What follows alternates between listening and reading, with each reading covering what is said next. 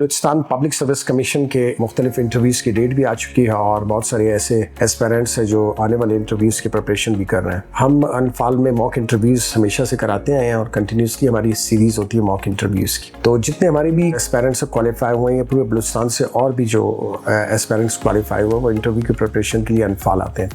तो मैं इसमें कुछ चीज़ों की वजाहत करना चाहता हूँ कि इंटरव्यू के हवाले से बहुत सारी मिथ है। मिथ ये है कि इसमें 5 ऐसे बुनियादी पॉइंट हैं जिसको हर एस्पेरेंट्स को अच्छी तरीके से सोचना चाहिए और उस पर काम करना चाहिए।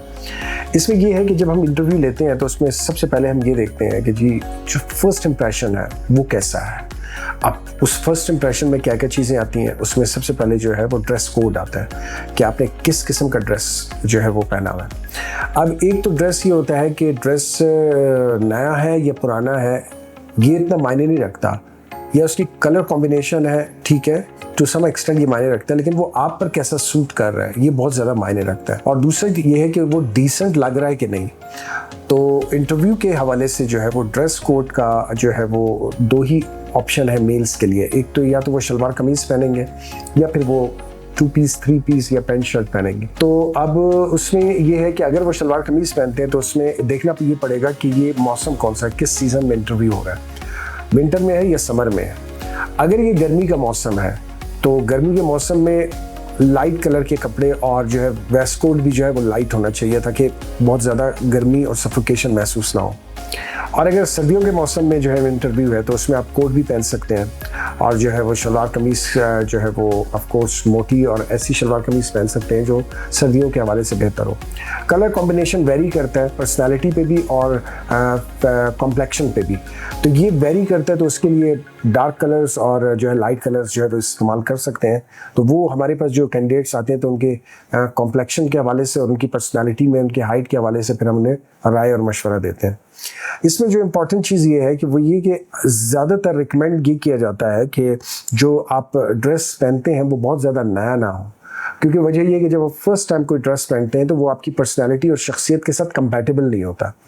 तो उसमें जैसे ईद के दिन में जब इंसान नया कपड़ा पहनता है तो उसकी जो वॉक यानी चाल का जो स्टाइल है वो चेंज हो जाता है।